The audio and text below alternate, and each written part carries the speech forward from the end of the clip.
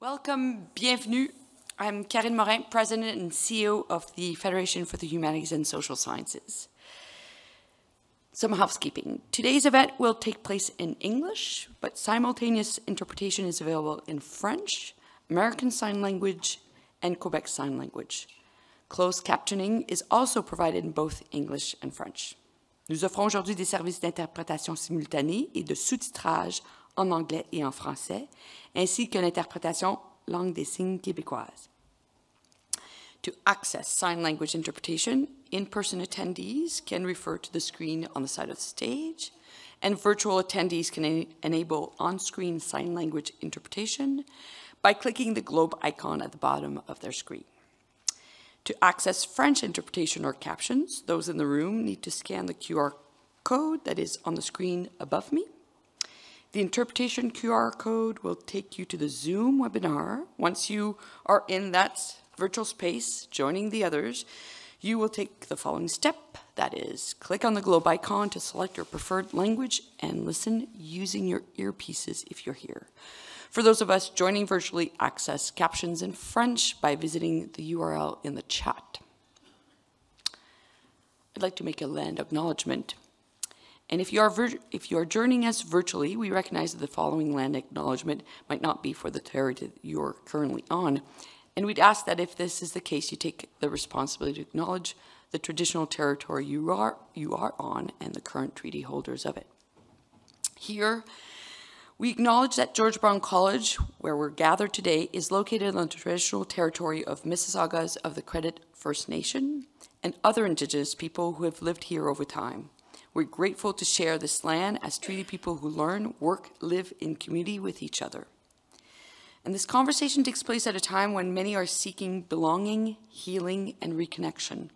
As we reflect on what it means to care for one another in the face of injustice and division, we honor the leadership of Indigenous peoples, whose knowledge centers deeply rooted relational approaches to living together with respect and reciprocity. A word about this series. Au nom de la Fédération des sciences humaines et du Collège George Brown, j'ai le plaisir de vous accueillir à la 3e causerie Voir Grand du 94e Congrès des sciences humaines, le souci de vivre ensemble, de l'isolement social au bien-être collectif. Care of togetherness, from social isolation to collective well-being. The Big Thinking Lecture series at Congress brings together scholars and public figures to address some of the most pressing issues of our time. Today, Bailey Ray Belcourt, Jael Richardson, Kicha Supernant will draw on their work in literature, community storytelling, and indigenous archaeology to explore how research, knowledge sharing, and creativity can strengthen social resilience and deepen our care for one another and the world around us. A word about each. Bailey Belcourt is a celebrated poet, author, and Canada Research Chair whose award-winning work explores love, loneliness, and coexistence, rooted in his identity as a member of the Driftpile Cree Nation. He'll be joining us virtually today.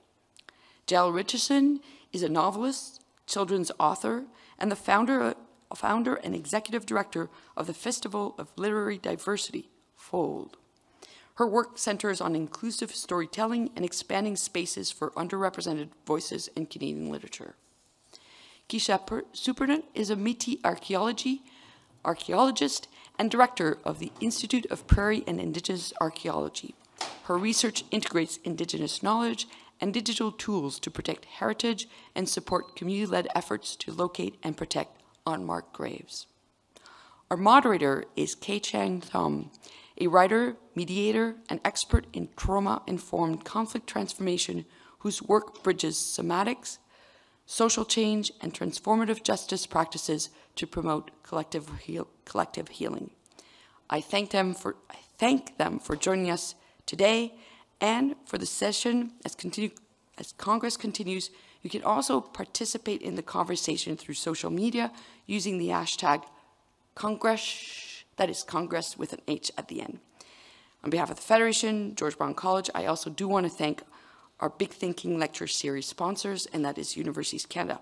And now, please join me in welcoming our speakers and moderator as they begin our conversation for this afternoon.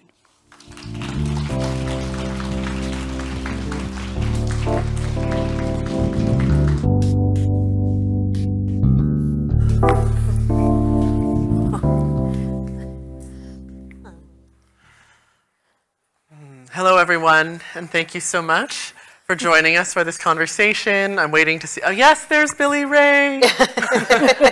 Hi, Billy Ray, so good to see you. So glad you could join us virtually. And hello, everyone, thank you for joining us. Well, I want to take a moment just to say how delighted and honored I am to get to hold the role of moderator for this fantastic panel of incredible folks. The term brilliant geniuses springs to mind. All three of you are people that I admire so, so deeply, and all innovators in your own right. I want to start with a question along the theme of care, and also a question that acknowledges the web of life in which we are all interconnected. Though you all, of course, are brilliant geniuses, it's my sense that each one of you also comes from your own lineages and traditions of caregiving and community building practice. So my first question for you is, when you think about being practitioners of care and thinkers about collective care, who are the guides and guardians, mentors, or teachers that have inspired each of you? Maybe we can popcorn style answer this question. Whoever would like to go first. Sure, I'll go first. I think it's a tricky question for me because I was recently in a panel where a woman was talking about the impact of her elders and her community and the way that elders had shaped her identity and her understanding of, you know, the causes, the things that were important. And I've never had like that kind of relationship with community in that way. My parents are from the States. They're African American, and I don't actually have a good understanding of where my people are from. I didn't have that like long-rooted legacy. And one of the things that really shaped my identity growing up is that I grew up in a Christian home. And so there were, when you say that word even now, there are things that are very negative, like problematic. And, you know, I get embarrassed sometimes saying it. And it's not because it's because I'm embarrassed of the people who have done such horrible things in the name of Christianity. And one of the things that I started to do was to look at Christ, like actual Jesus Christ, the man, and how he lived his life, and to really ignore all the like institution and the trappings that I think have gone really awry, and look at the lens of like, what does it look like to radically care for people? What does it look like to radically love people in a world that's telling you this is the way that you show love or kindness, and they're doing it so wrong? So I think, you know, that deep dive, that deep exploration was really helpful to me. And then I ended up also having to look to authors that I was in community with as part of my work with The Fold to understand what it looks like to be an activist and to actually take action and not just try and be a good person or be kind. And so, you know, Kai Cheng Tom, honestly, Omar Al-Akkad, these are authors who I felt like in their writing were challenging me to be a better human. In their everyday lives, were making choices and behaving in a way that really, for me, modeled how I wanted to live. And that became part of the practice that I incorporated into The Fold. Really, what does it look like to make a space where people feel truly welcome? And what does it look like to make a space where people who don't typically have a voice are given a voice to say whatever they want, to talk about writing, to talk about their community, to talk about their identity, their politics, whatever. And so those have sort of been like, I really like how you described that web, because for me it has been a true web. It's been the things I heard as a child, but like stripping back the things that don't deserve to be carried on, and also adding in better voices, better webs, better strands to make a more complete and thoughtful picture. Mm-hmm. Yeah. That's wonderful to hear. And I think I have similar experiences in that my father was taken from his Indigenous mother at birth and raised in foster care. And so we were very disconnected from the webs of relations that would have raised me, especially the women in Métis families. And I've spent the majority of my adult life coming back to reweave those relations, but I didn't have them as sort of foundational to who I was. So it's been a journey of a lot of learning, and I've had the great privilege of connecting with a lot of my relatives who have been very generous in welcoming me home and sharing with me a lot of the teachings in our community about what it means to be a good relation. But one of the most powerful teachers in my whole life has actually been a belonging. And so I want to share this story a little bit. I've spoken of it before because it transformed how I understood relation and care. I was working in southwestern Saskatchewan on a site where Métis ancestors had built villages. One of my students uncovered a beadwork pattern.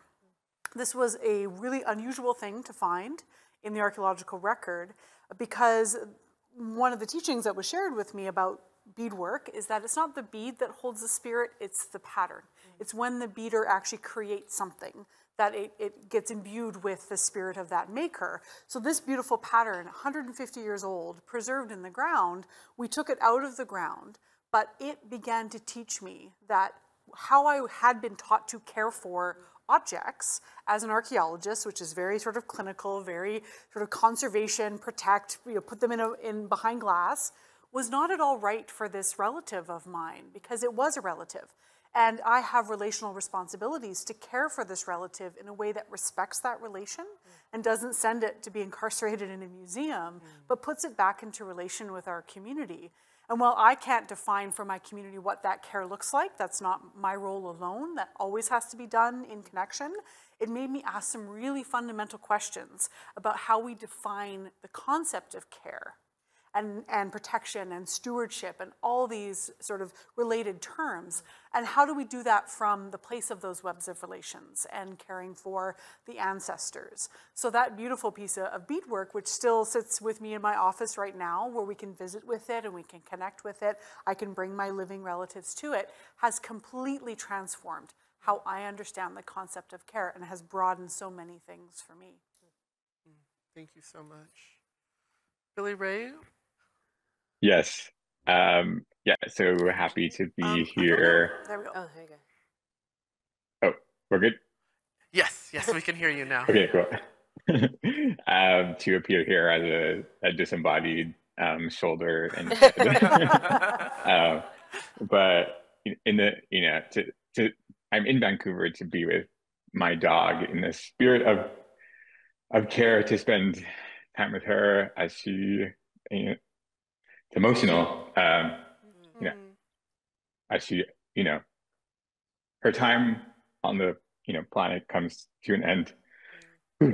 But yes, care, the lineage of which I'm a part, I think about my kukum, my grandmother, who raised my brother and I, and how to mother against the grain of colonization is quite a tremendous undertaking. So not only does someone have to go about the daily tasks of sustaining a life in the minor and major ways that emerges, but you also have to contend with a history that is alive in the present and continues to threaten your loved ones' livability, survivability. And my kukum managed to do that, not just her own children, but then also, my brother and I in the forests of northern Alberta, where so many of the logics of colonialism are given expression.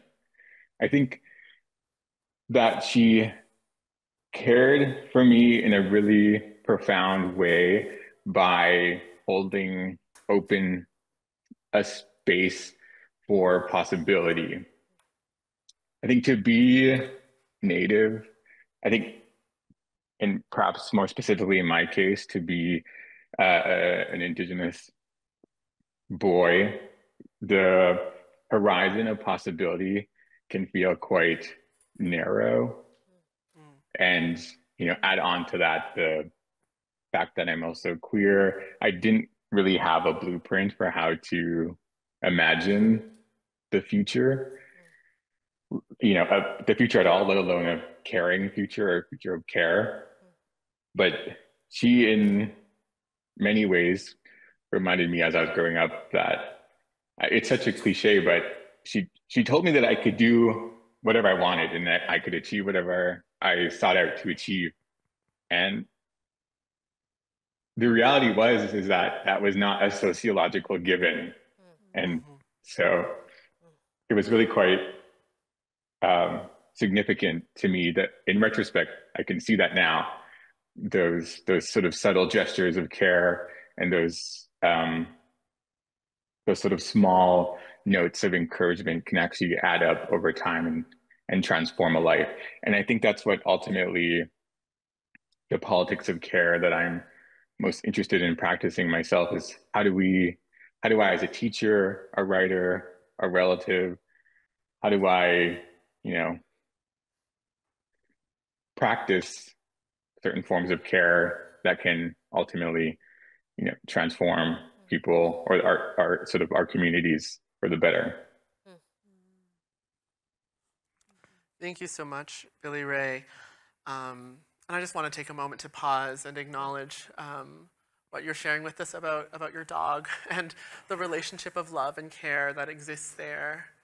And yeah, just really wanting to send a lot of compassion for the preciousness of that relationship.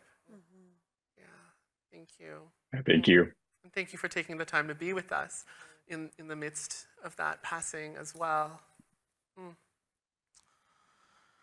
I also just want to take a moment to acknowledge that I think the sound is coming in a bit in and out. Just gonna ask our fantastic audio tech folks, please pause me and let us know if there's anything we can do to support the sound to come in more clearly, just because I really want to honor everything that our fantastic speakers are sharing today, okay?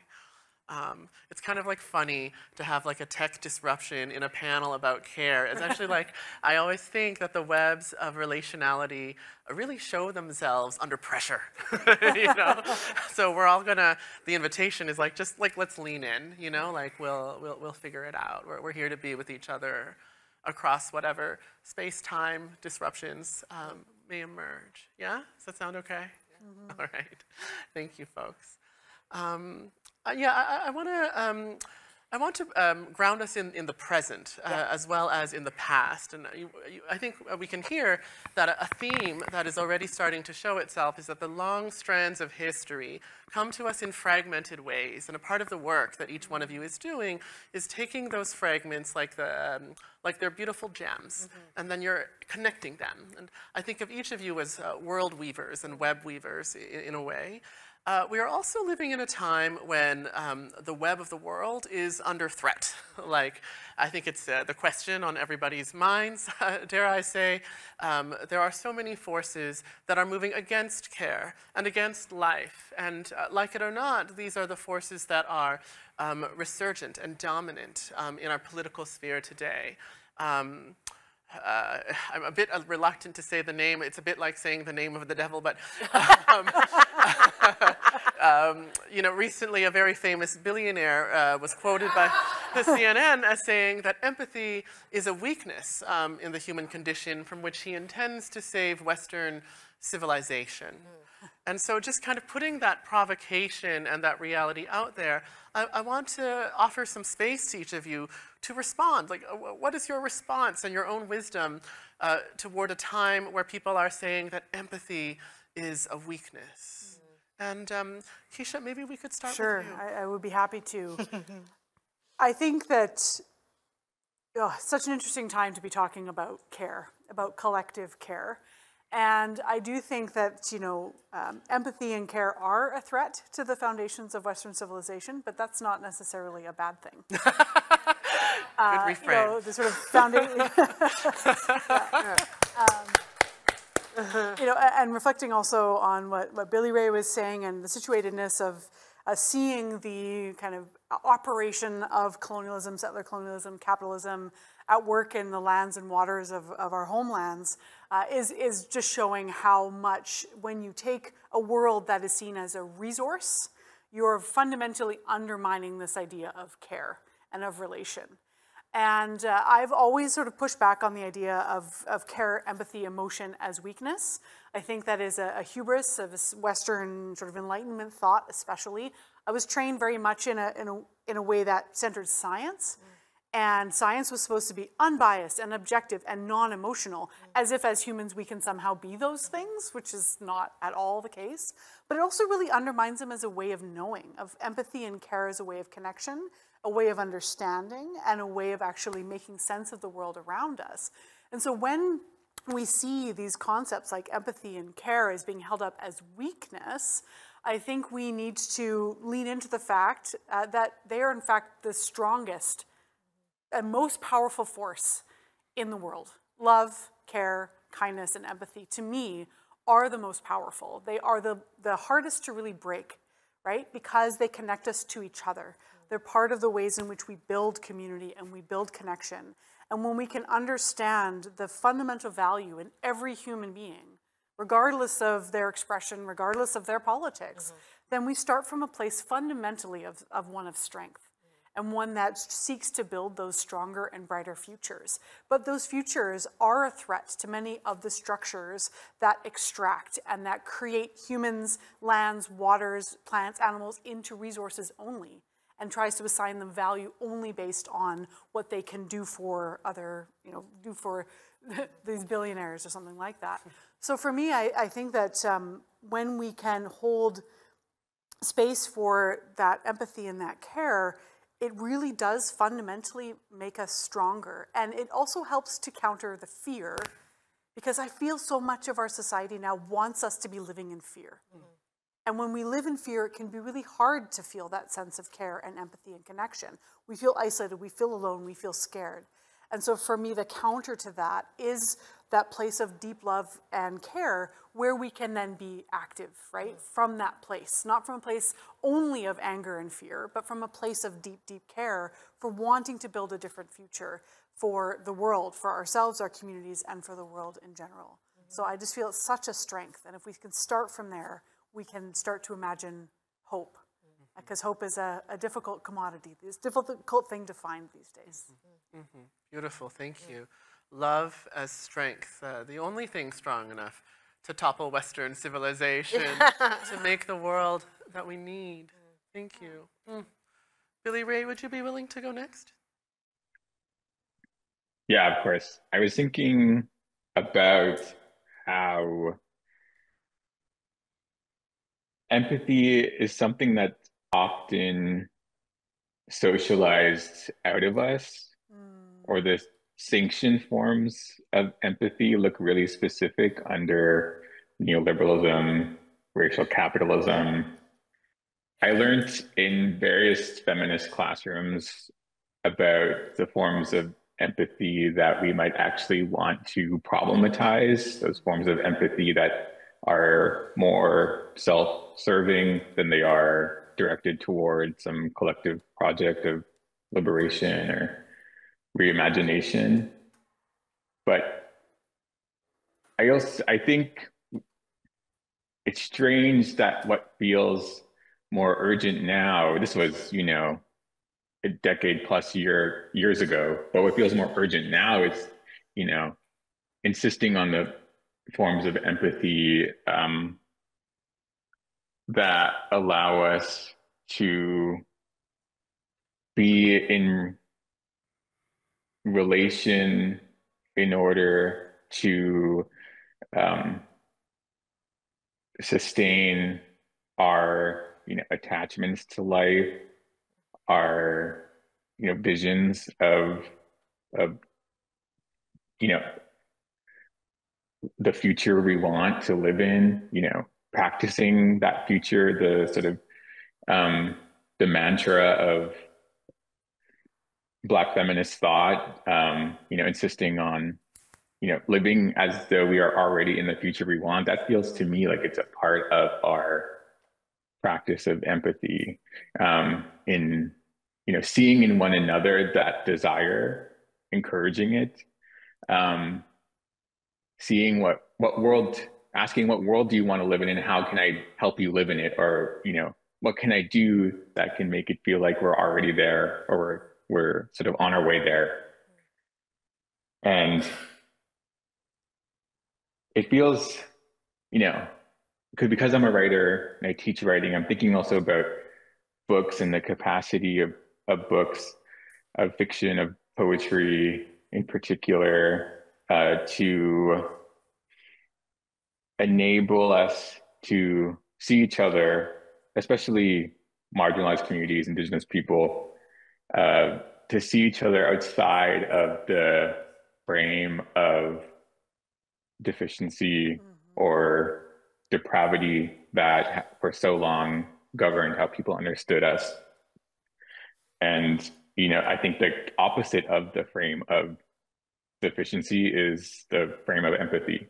And how are we putting that to use? How are others putting that to use, non-Indigenous people?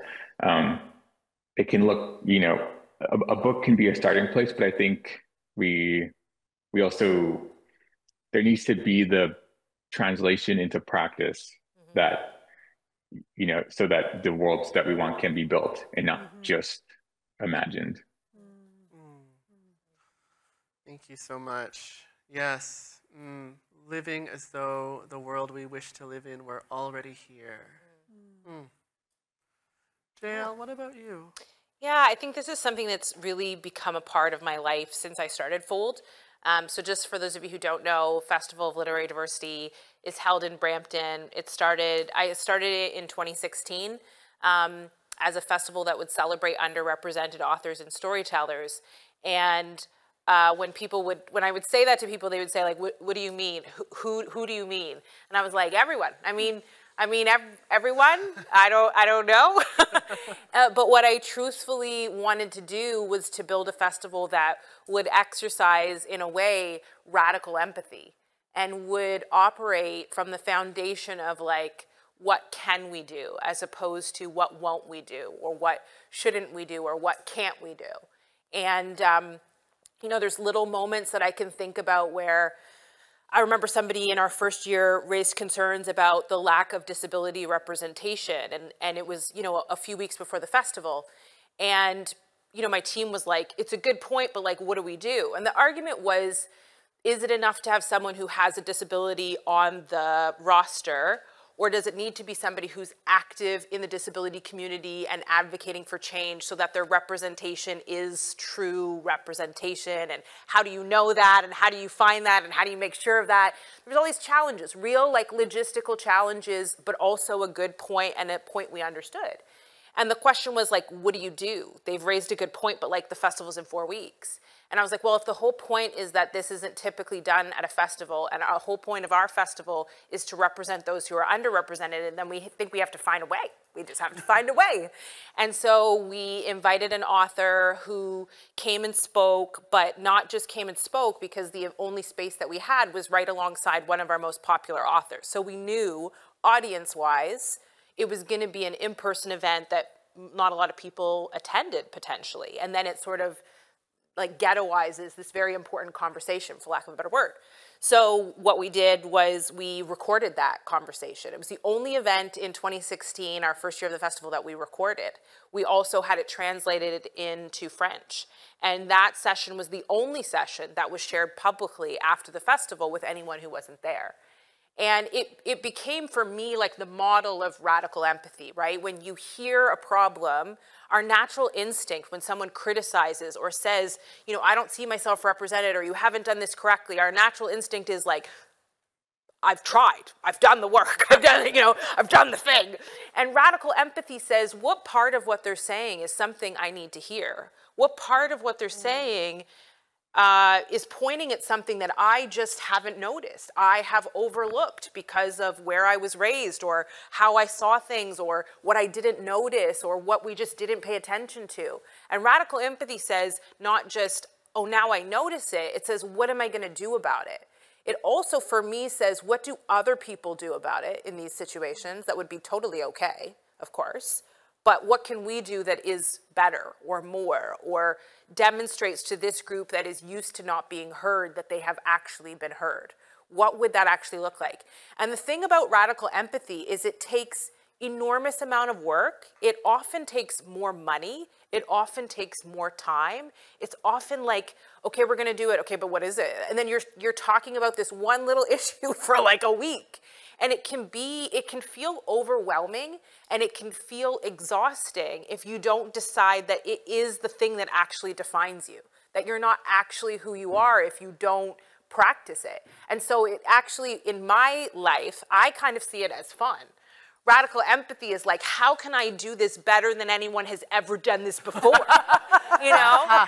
Or kinder or more thoughtful. Like, how can I just blow this up so that it is something that this person experiences in a meaningful way? And it also, in every situation, has changed me in a meaningful way. I really liked what Billy Ray was talking about in terms of the power of books and literature, because I think that books are a important, unique, powerful vehicle in the cause for radical empathy. When we watch movies or we listen to music or we do these things that are very fast, they can bring on empathy, but it's often hard to process it all. You're moving so fast into the other thing that like you don't have a moment.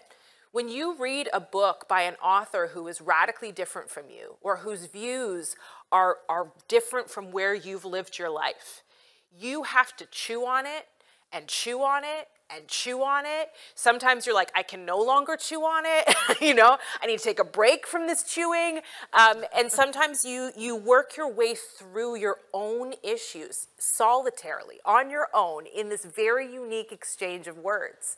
I remember the first book I read by a trans author, and I was like, oh my goodness, there is a lot here that I didn't know, that I didn't understand. There are things that I am like working through in my body, you know, as I read these it was a novel, and it was Casey Plett's Little Fish. Little Fish. Oh, and so I was just like, this girl is going through some stuff, and I'm struggling with it. Good like, but harrowing novel. Yes, and what was really powerful is, anyways, the novel comes to a point where I was like, I get it. I get who you are.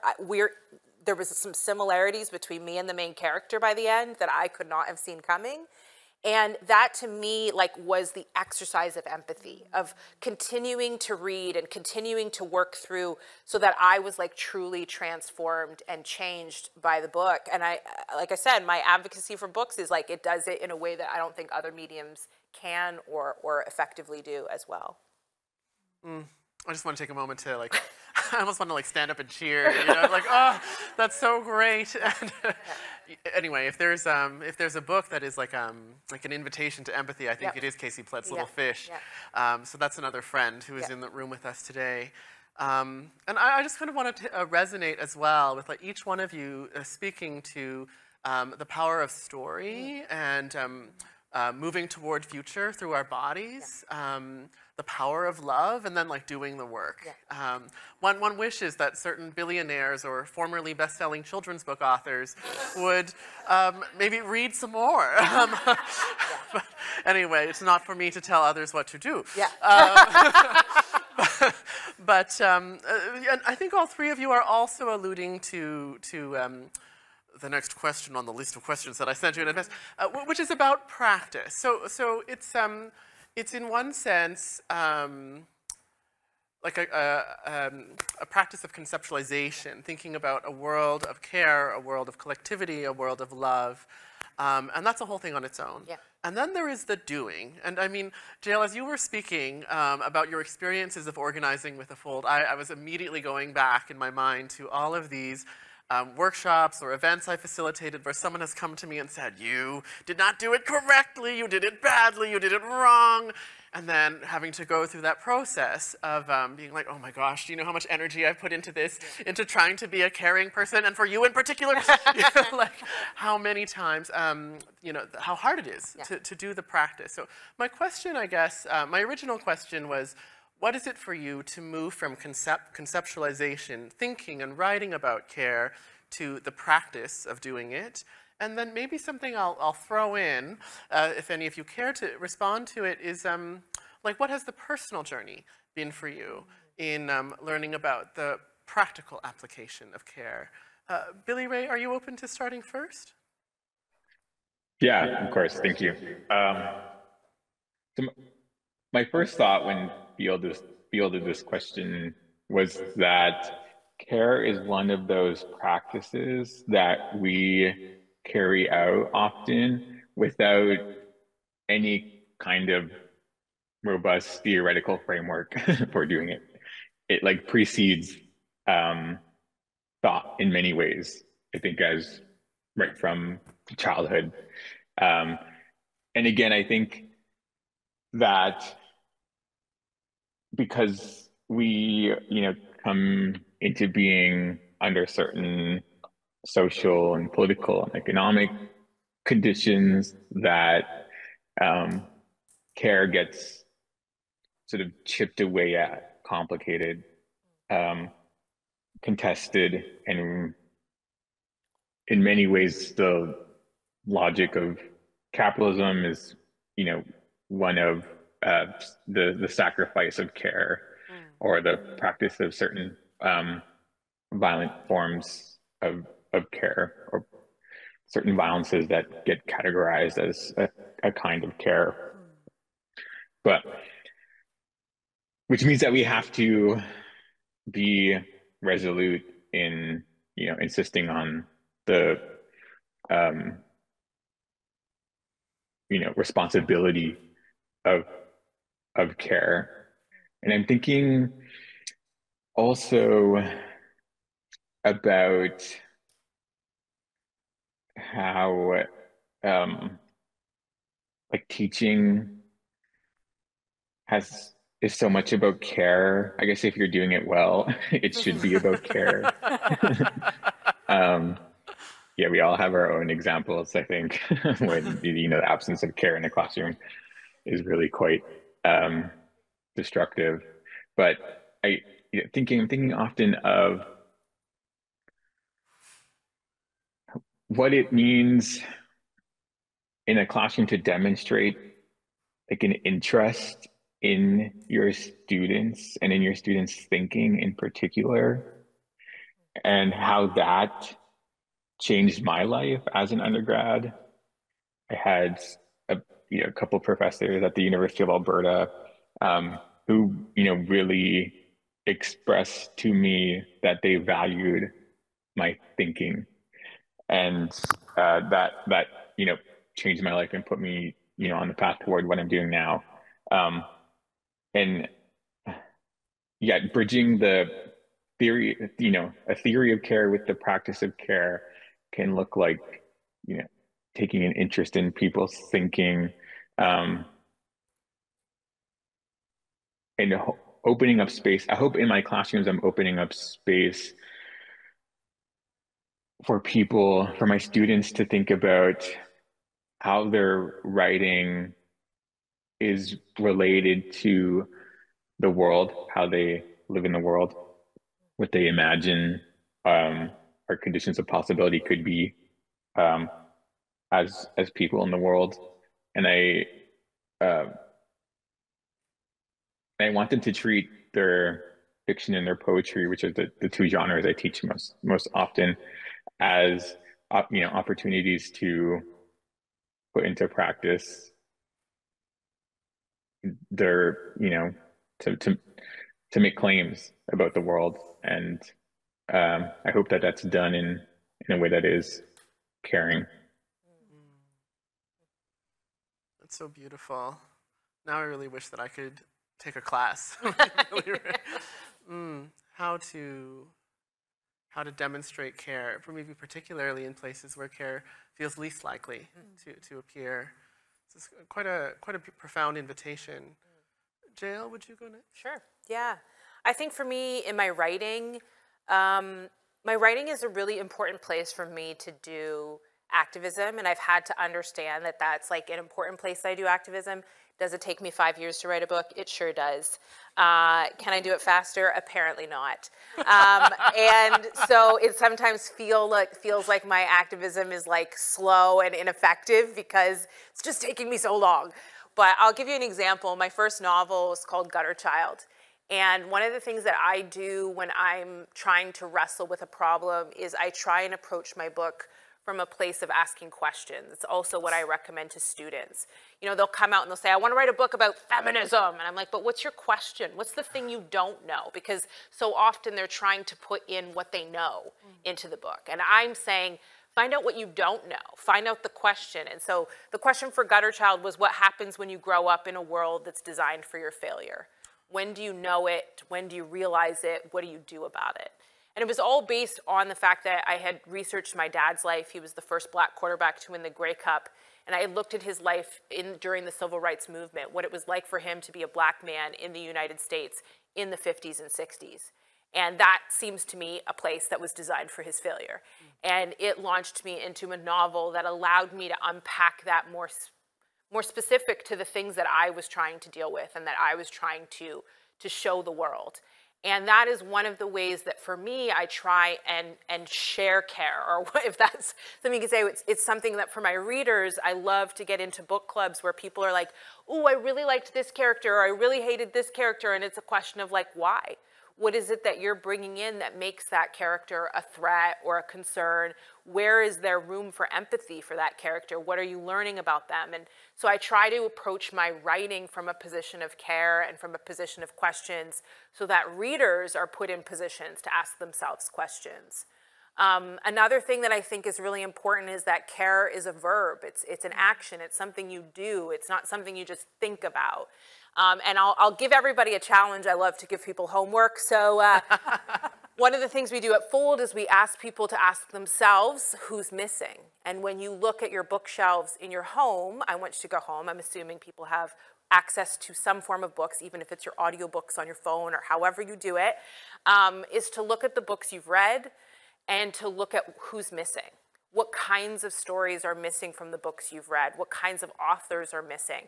And there's multiple ways that you can look at this. From like a genre standpoint, yes, but how many women are you reading? How many non-binary writers and trans writers? How many queer writers? How many writers from different faith communities are you reading? It's not meant to be a question that overwhelms you. It's a question that I encourage people to look at to excite you. What stories can you go out and find and read and be changed by? And that, to me, is a demonstration of care. It's care by taking out books or purchasing books by authors who perhaps could use the additional support. It's reading stories by authors whose voices will change you and can change how you teach and how you operate. And all of that, to me, is a very practical act of care as a writer and as a person who curates authors. It's just really thinking about, you know, what do you read? What is the thing that you find most easy? And what's the thing that you're noticing isn't there in your reading list? How many Black authors have you read? How many, you know, South Asian authors have you read? Have you read any? And sometimes you'll find there are whole communities that for however many years you've been on this planet, you've never read a book by an author from that particular place. Whenever there's a world conflict or some issue that I'm like deeply torn about, the first thing I do is find a novel, because I love novels, by an author from that community. It can be a romance novel, it can be a, you know, a political war story. It doesn't have to be specific to the conflict. You will find instances of the conflict within their writing almost every time.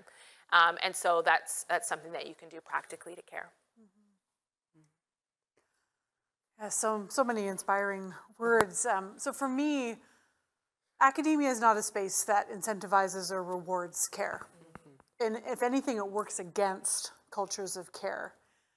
So as someone who supervises graduate students, who teaches students, and who runs an institute, it has always been really important to me to start from a place of care. With the institute that I run, the Institute of Prairie and Indigenous Archaeology, we started with building the principles of community. So these are our shared values, the things that we value collectively together. built in community and conversation by identifying what those are, sharing them amongst the community, workshopping and kind of working through and coming to a consensus about these are our core values. And so I've done that for many years, but over the past several years, it became very clear that those were very much the kind of foundation for what we wanted to become, but they weren't the kind of practical application of what that looks like in everyday practice. What does it look like when we gather together? What does it look like when we write papers together? What does that look like in all these different spaces that we're navigating together when people come in and out of our community? So I worked with the collective of scholars that I'm so privileged to sit with, and we started to talk actually about what that looks like in a practical way. So just a couple of months ago, we released our Guide to Good Relations, which is very explicitly about the practice of care. It starts with this idea that we are all whole people. We come into these academic spaces that we share with our lived experience, our ancestral experience in many cases, our different sets of knowledge, and we come together in a collective that needs to hold each other with care. Because, like I said, academia, not always very caring, and in fact rewards people who are not caring and who often are harmful. And so that talks about how we bring that into various spaces. So it can be anything from the work environment that we share, to the way we collaborate on projects, to the way we resolve conflict. And partly for me, one of the learnings about that was conflict was emerging. And while we had these values, we didn't really sort of have practical ways to implement those into those conflict resolutions. And it was causing tension and struggle in that community. And I had to sit with, as someone who is responsible in a certain way for leading that community, for working hard to create those spaces, how do I model care in conflict resolution? In dealing with someone who is constantly disruptive of that caring space, how do I invite them to shift their space, but also at a certain point, how do you draw a boundary? How do you draw a boundary with care in a way that respects the community that you're building and respects an individual's journey, but not allowing them to continue to create harm to that community?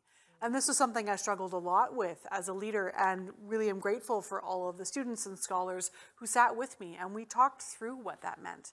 And now we have some tools which can actually help us when those sort of things emerge. So very sort of grounded, practical way to address how do we create and sustain a culture of care. Wow, you're. I mean, first of all, I want to read that guide. So where can we find it? On the website for the Institute of Prairie and Indigenous Archaeology at the University of Alberta, and I can supply a link to be sent out to those watching. Fabulous, thank you so much. I'm also really reminded of a quote from a dear friend and practitioner, writer, Prentice Hemphill, who says that boundaries are the distance at which we can love one another. Yeah, my boundaries are very far away. Depends on who we're talking about. Yeah. Well, I could talk with any one of you for days and days. You may not want to speak with me for days and days, but what is the distance at which we can love each other? I don't know, but unfortunately, we have just a few minutes left. Yeah. And so I want to take a moment just to actually invite all of us just to take maybe 10 seconds to let your eyes close or let your gaze wander somewhere. Maybe take a breath in and out. And the invitation here is to let your imagination start to run, to let the body and the soul be a part of this conversation where we've been thinking a lot about care, but really we've also been talking about the strength of love. We've been talking about the rigor it takes to embody love. We've been talking about looking for love and cultivating love in unexpected places with certainty, because we know that the future we are wanting to live in is already here in us. So my invitation for all of us here is to dream into a future based in care, rooted in love.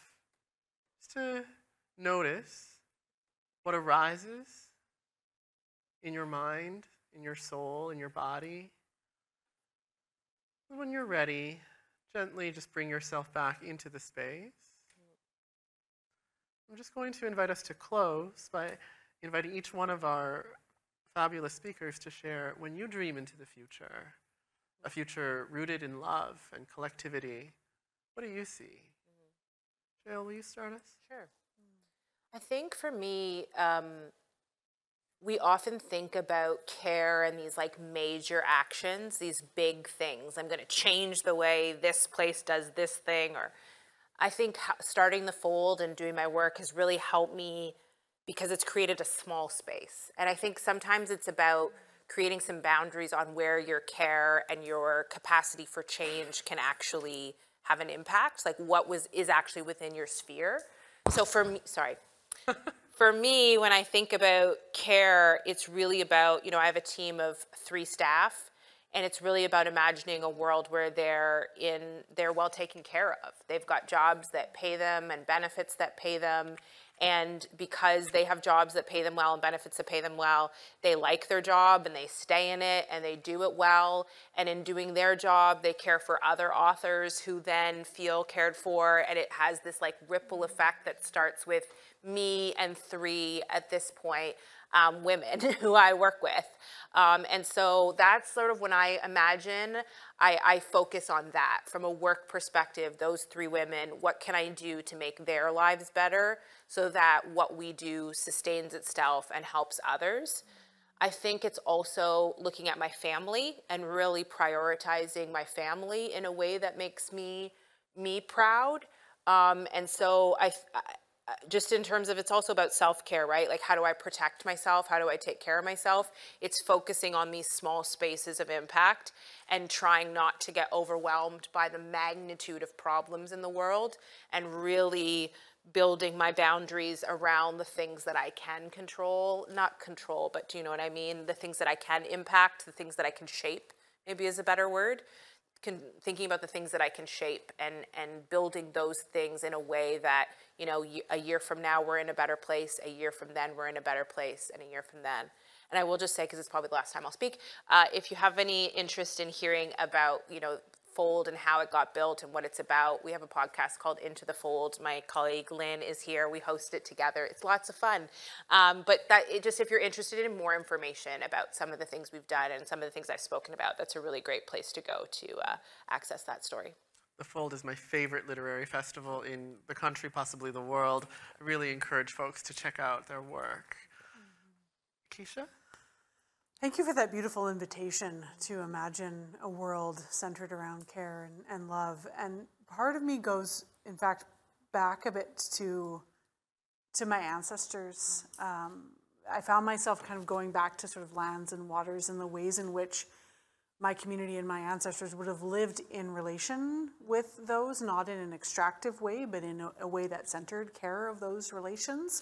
So when I imagine a future, it is the resurgence of that sense of care and connection, and one where we recognize the value in all beings that have spirit, and that those beings can be have the space to thrive and to grow in the ways that make sense to them. And this really comes back to a point that you made, Billy Ray, about the way that empathy can be weaponized and care can be weaponized. And I think about this very much in the work that I do around residential schools, where people who ran them were supposedly caring in ways that were so destructive and harmful. So this idea that not that we need to care for, but we need to respect everyone's right to care for themselves and create an environment where they can thrive in that. And it has to start small, because we are all parts of webs of relations and we all touch those webs in different ways. But if we can all start in the close webs that we have, it does ripple out. It does, it's like water. I think of it like water, and it will flow and it will seep and it will change and transform things if we can start doing that in our own spaces. Because it can feel completely overwhelming to live in the world today, especially if you're on the margins of that world and you're being harmed actively by that world. But if we can build those places of care and solidarity and connection, it will build those webs which can encompass the whole world, including the lands and the waters and the plants and the precious animals who share their lives with us. And I want every being to be able to live to their fullest. And that's, to me, a world centered in care. Beautiful. Thank you so much, Keisha. Billy Ray, will you give us the last word? Those are all really beautiful responses. Thank you. I was thinking about something that I first articulated during one of the lockdowns on a Zoom call. So sort of like I am right now. That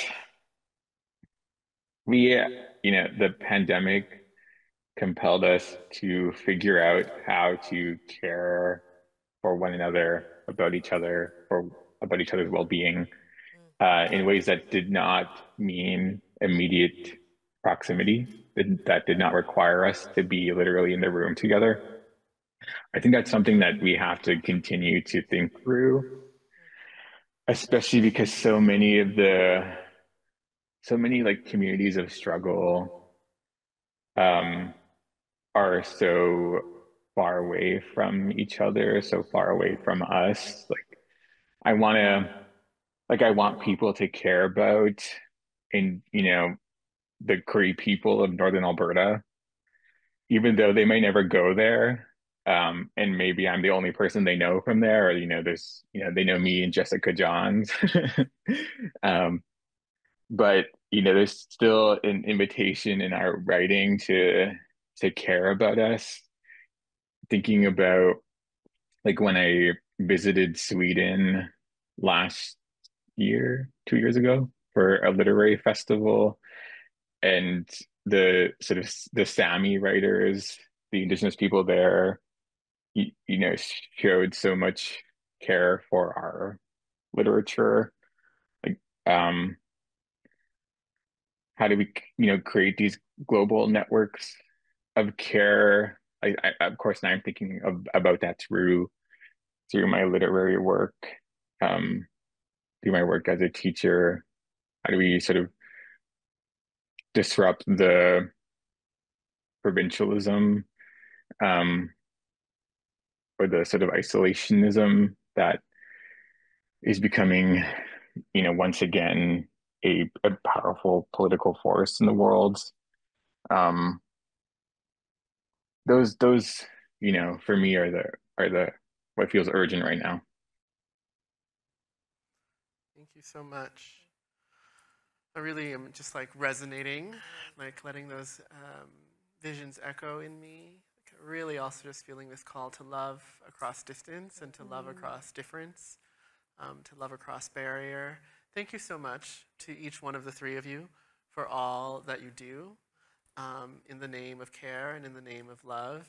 We would not be living I would not be living with as much hope as I do without each one of you in it. So thank you very much. Thank you all for joining us for this beautiful conversation. I hope you carry this kernel about care and love with you into the rest of Congress and into the rest of your lives. Take care and be well.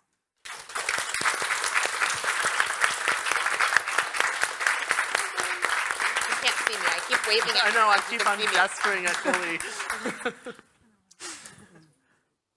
I would simply want to echo those words. Thank you for those of you who are here. I think this one will stay with me in particular ways. And I don't think I have much tolerance for people who say they don't care. Yeah. I don't care. Thank you to our panelists, Billy Ray Belcourt, Jel Richardson, Keisha Supernet, and our moderator, Kay Chang Thum, for that wonderful conversation. On behalf of the Federation for the Humanities and Social Sciences and George Brown College, also thank you to our lecture series sponsor, Universities Canada. May today's conversation continue to spark reflection, inspire deeper care in how we live, learn, and connect together. If you'd like to revisit this conversation, the video will be available on the Congress virtual platform in the coming days. Please, again, I'll invite you all to share it with colleagues, friends, loved ones. Tomorrow will be our final Big Thinking panel, and it will certainly echo some of what we heard today, pedagogies of togetherness, and we'll be joined by Paul Turcotte, Jessica Riddell, and Normand Labrie.